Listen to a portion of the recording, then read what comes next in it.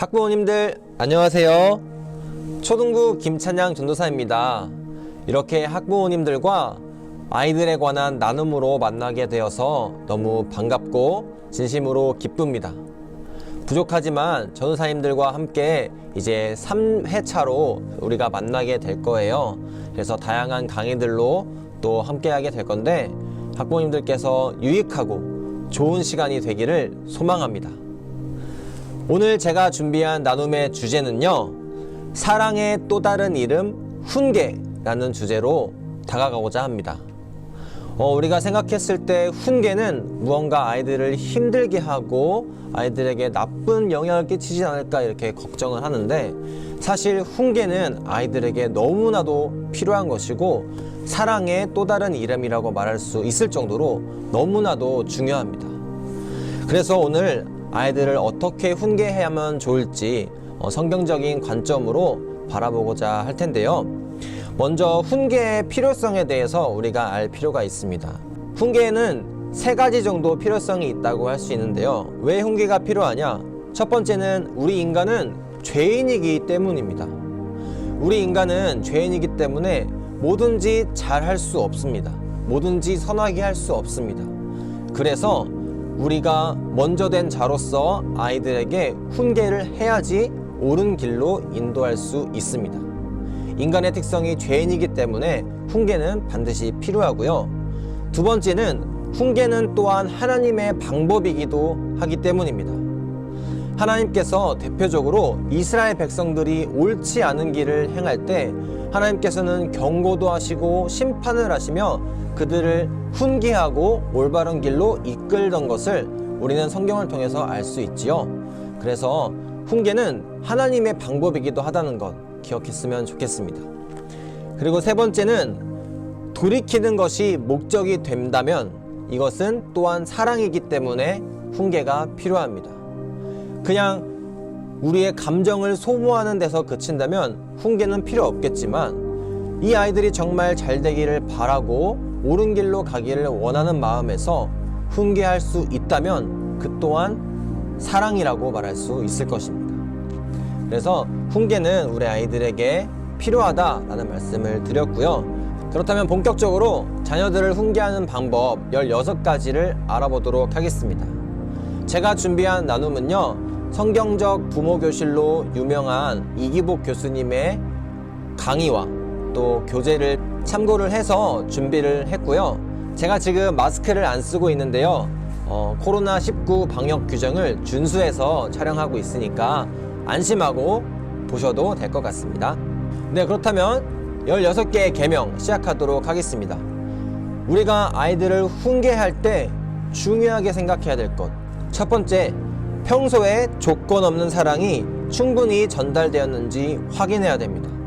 이 말은 무엇이냐면요, 사랑 없는 훈계는 두려움만 준다라는 것입니다. 우리 아이들이 훈계를 받을 때 부모님이 내가 정말 잘 됐으면 좋겠어서 저런 말씀을 하시는구나 라는 생각이 들어야 한다라는 것이죠. 우리가 평소에 사랑도 안 주고 굉장히 관계가 안 좋은데 갑자기 훈계를 하려고 하면 아이들은 어떤 마음이 들까요? 너무나도 싫고 거부감이 들 것입니다. 그렇기 때문에 우리가 어떤 훈계를 하기 위해선 사랑이 전제되어야 합니다. 사랑 표현을 자주 하고 사랑으로 인한 좋은 관계가 있을 때 비로소 훈계가 시작될 수 있습니다. 그래서 사랑, 좋은 관계가 훈계의 기본 전제다라고 말씀드릴 수 있을 것 같은데요. 우리 학부모님들께서도 아이들을 충분히 사랑해 주시고 그 사랑 안에서 훈계할 수 있었으면 좋겠습니다. 자, 그럼 두 번째는요, 자녀 마음에 상처를 주지 않도록 조심해야 됩니다. 이 말은 무슨 뜻이냐면요, 잘못된 훈계는 왜곡을 낳는다는 것입니다. 부모님들 생각에는 나는 가르치려고 한 건데, 알려주려고 한 건데, 자식들의 입장에서는, 아이들의 입장에서는 부모님이 나를 싫어하시나? 나한테 왜 그러시지? 난 안 되나? 이런 마음이 들게 할 수 있다는 것입니다. 그래서 아이들로 하여금 무력감과 상실감에 빠지게 할 수도 있다는 것이죠. 그렇기 때문에 훈계를 할 때는 아이들의 마음에 상처를 주는 방법이 아니라 사랑으로 느껴지는 훈계가 될 수 있도록 해야 될 것입니다. 세 번째는 잘못은 다루되 인격은 존중한다입니다. 이 말은 무엇이냐면 죄는 미워하되 사람은 미워하지 말라라는 말이 있잖아요. 그것처럼 아이들의 잘못은 다루되 아이들 인격과 자아는 여전히 용납하고 존중해줘야 된다라는 뜻입니다. 예를 들어 이런 것이 있을 것 같아요. 아이들이 거짓말을 한다. 이것을 훈계하려고 할 때 거짓말을 하다니 너 나쁘다 라고 거짓말과 아이를 동일시해서 둘 다 나쁘다고 하기보다는 나는 우리 아이 너를 너무나도 사랑하지만 거짓말하는 것은 나쁜 행동이야. 하면 안 돼 라고 말을 하는 것이죠. 이렇게 단순한 차이, 사소한 말의 바꿈으로도 훈계의 느낌이 아주 다르다는 것을 우리는 알 수 있습니다. 네 번째는 부부가 한 뜻이 되어야 된다는 것입니다. 우리가 자주 하는 실수인 것 같아요. 한쪽은 야단치고 한쪽은 감싸주고 이렇게 부부의 역할이 나뉘게 되는 것을 자주 발견하는데요. 한쪽은 훈계하고 한쪽은 감싼다면 그것은 진정한 훈계가 될 수 없습니다. 엄마가 양말을 뒤집어 놓지 말라고 아이들에게 훈육을 하는데 아빠가 아예 그럴 수도 있지 다음에 잘하겠지 라고만 그친다면 이것은 진정한 훈계가 될 수 없는 것이죠. 그렇기 때문에 무엇을 훈계할지 같이 부부가 한마음 한뜻이 되어서 정하는 것이 중요하고 어떤 규칙을 정했다면 그 규칙에 맞게 같이 훈계를 하는 것이 굉장히 중요하다고 할 수 있겠습니다. 그래서 부부도 대화를 통해서 훈계의 합의점을 찾아야 된다는 것 꼭 기억했으면 좋겠습니다. 다섯 번째는 평소 부모의 말이 신실성이 있어야 된다라는 것입니다. 예를 들어 우리가 아이들을 훈계할 때 가짜 협박을 하는 경우가 굉장히 많아요. 너 그러면 다신 안 데리고 다닌다. 너 계속 그러면 이거 다시는 안 사줄 거다. 이렇게 협박을 하는 경우가 많은데 사실 우리가 그렇게 협박을 해도 결국에 어떻게 되죠? 데리고 다니고 또 사주잖아요. 이러한 가짜 협박은 오히려 역효과를 낼 수가 있습니다. 우리가 훈계를 할 때 안 된다고 했으면 계속 안 돼야 됩니다. 어쩔 때는 되고 또 어쩔 때는 안 된다고 한다면 오히려 자녀들은 혼동할 것입니다. 그래서 부모의 말이 신빙성 있게 신실성 있게 계속해서 지켜지는 것 그것이 중요하다고 할 수 있습니다. 다음 여섯 번째는요, 일관성이 중요하다라는 것입니다. 5번과 굉장히 비슷한데요. 예를 들면 이런 것입니다. 우리 아이들과 9시에 자기로 규칙을 정했다 하면은 정말 특별한 이유를 제외하고는 9시에 자도록 해야 됩니다. 어쩔 때는 오늘은 좀 고생했으니까 오늘은 10시에 자 이렇게 말한다고 한다면 그런 훈계는 일관성이 없다고 할 수 있습니다. 그러한 일관성이 없는 훈계는 훈계가 되지 않을 뿐더러 오히려 자녀들에게 혼동만 준다는 점, 조금 힘들고 가끔은 까먹을 수 있어도 계속해서 일관된 시간과 일관된 훈계를 하는 게 정말 중요합니다. 네, 일곱 번째는 장점을 격려하는 것도 훈계다 라고 할 수 있습니다. 훈계의 궁극적인 목적은요, 자녀의 행동을 수정하고 바른 성품으로 키워주는 것에 목적이 있습니다. 우리가 칭찬은 고래도 춤춘다고 하는 말이 있잖아요. 잘못한 것을 지적하는 것도 훈계지만 잘하고 있는 것, 지금 엄마 말씀, 아빠 말씀을 잘 듣고 있는 그런 것들을 잘하고 있어, 너무나도 고마워 라고 하면서 칭찬해 주는 것이 100번의 훈계보다 더 효과가 있을 수 있다 라고 이야기를 합니다. 그래서 칭찬은 훈계보다 더 효과가 있다라는 것을 기억하고 우리 아이들이 잘하고 있는 것이 있다면 계속해서 잘하고 있다고, 잘했다고 칭찬해 주는 것 중요하다고 생각합니다. 그래서 우리 아이들이 지금 잘하고 있는 것들을 잘한다고, 계속해서 잘하자고, 고맙다고 칭찬해 주고 격려한다면 우리가 더 좋은 훈계를 할 수 있을 것입니다. 8번째 훈계의 방법은 책임감을 가르쳐야 한다는 것입니다. 우리 아이들이 부족한 부분이 있다면 사실 책임감이지 않을까 싶어요. 그래서 우리 아이들에게 책임감을 길러줄 수 있도록 훈계하는 것이 중요한데요. 책에서는 한 가지를 소개하는데 가족의 일에 자녀들을 동참시키는 것입니다. 예를 들면 설거지를 완수하게 한다든지, 예를 들면 방 청소를 시킨다든지. 우리 아이들이 공부도 중요하지만 공부만 강요하고 다른 것에는 무관심하게 하는 것은 책임감과 이타심을 배울 기회를 주지 않는 것입니다. 사소한 것부터, 사소한 집안일부터 끝까지 무언가를 완수할 수 있도록 성취감을 줄 수 있도록 훈계를 하는 것이 중요합니다. 9번째는 자녀는 부모의 삶을 보고 배운다 라는 것입니다. 저는 이게 가장 중요하다고 생각하는데요. 자녀는 부모의 거울이고 자녀들은 부모를 모델링을 한다고 합니다. 그렇기 때문에 우리 자녀가 예를 들어서 거짓말을 하지 않는 자녀이길 원하신다면 부모님들은 어떻게 해야 될까요? 네, 부모님들 또한 거짓말을 하면 안 됩니다. 이제 막 말을 하기 시작한 어린 친구가 갑자기 입 밖으로 아이씨 이런 욕을 입 밖으로 꺼낸다면 그 말을 어떻게 하게 된 걸까요? 높은 확률로 가정에서 그 말들을 배웠을 확률이 높습니다. 왜냐하면 아이들은 부모님을 따라하고 모델링 하기 때문이죠.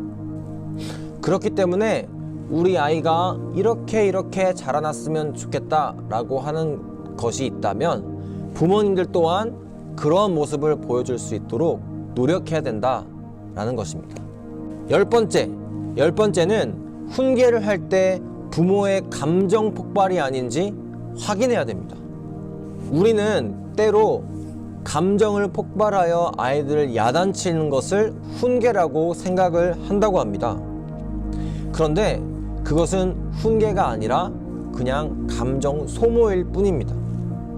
오히려 분노의 감정은 자녀에게 그대로 전달되어서 사랑을 느끼기보다는 오히려 분노만을 느끼게 합니다.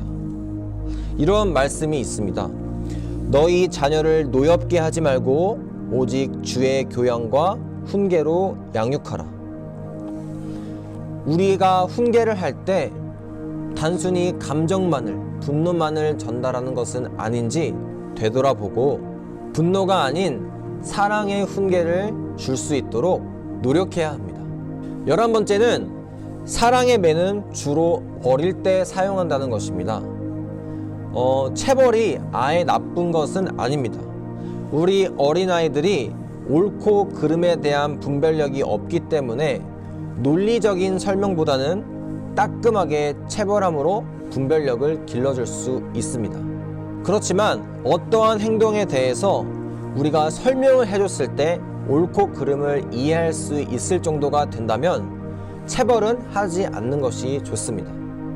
이해할 수 있는 나이가 되면 이해할 수 있도록 도와주고 말로 설명해주는 방법이 더 효과적인 방법입니다.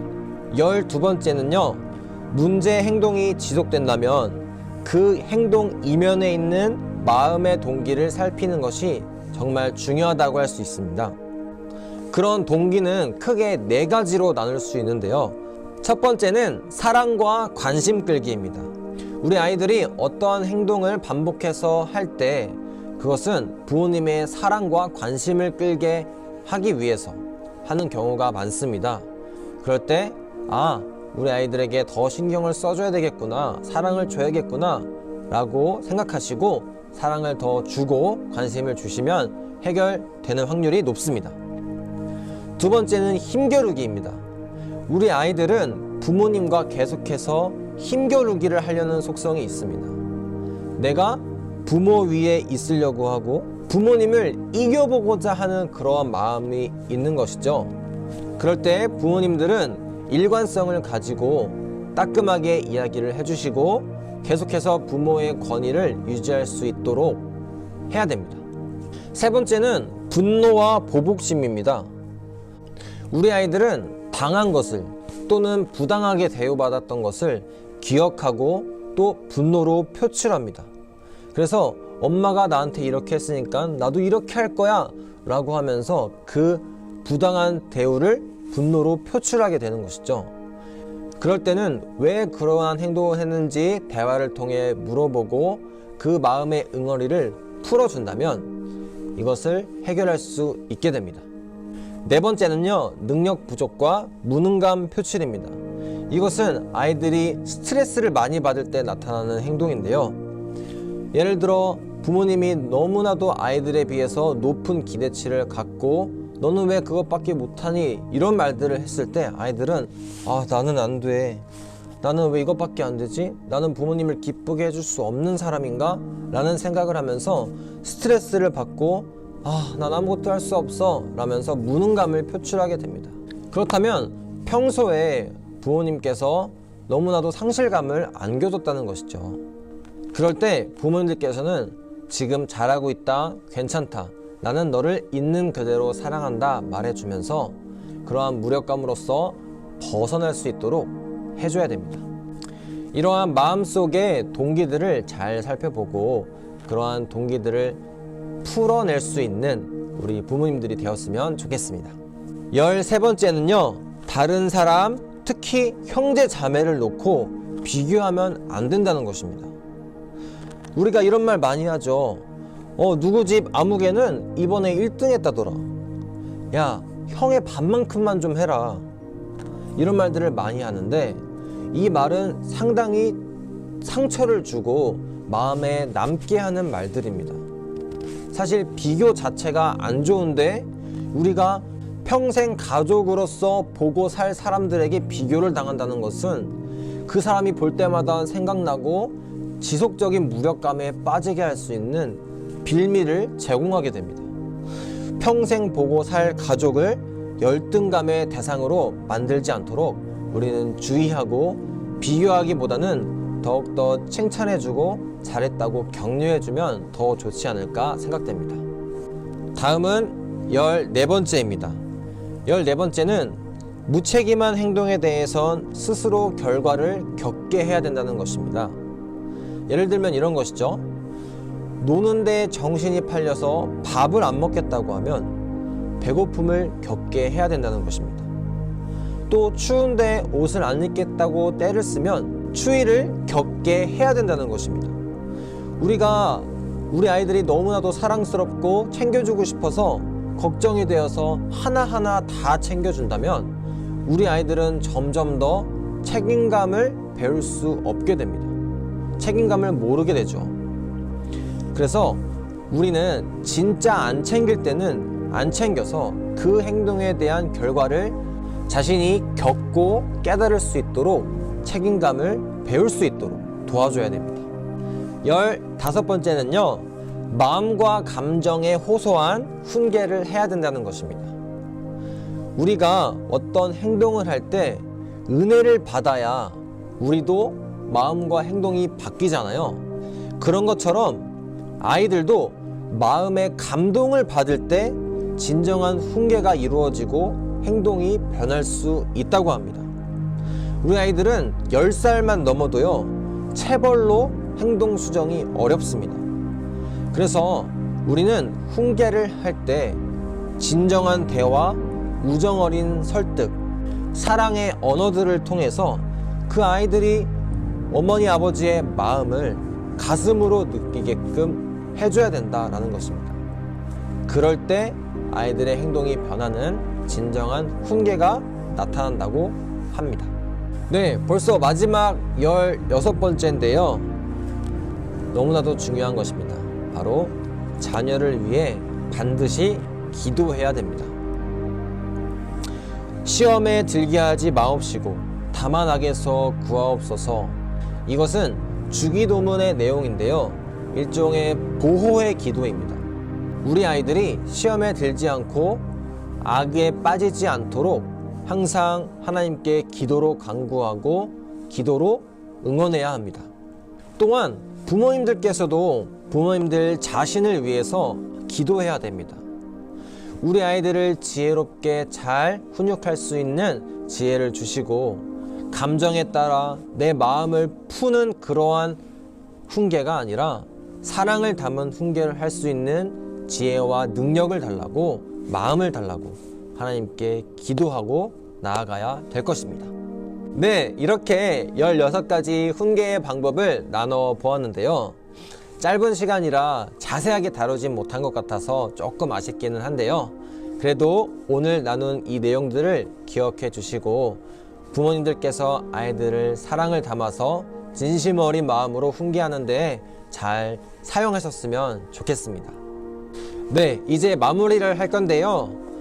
마지막으로 오늘 나눈 내용들을 간략하게 정리하고 마치도록 하겠습니다. 훈계는 또 다른 의미의 사랑입니다. 우리가 훈계를 할 때 사랑의 감정 안에서 일관되고 꾸준한 훈계가 가장 중요합니다. 그리고 이 모든 일에 기도로 하나님의 도우심을 구해야 합니다. 우리가 이것을 잘 할 수 있다면 우리 아이들이 더 예쁘고 더 멋진 아이들로 자라지 않을까 생각됩니다. 우리 부모님들 요즘 코로나로 인해서 아이들을 훈육하기가 쉽진 않을 거라고 생각이 드는데요.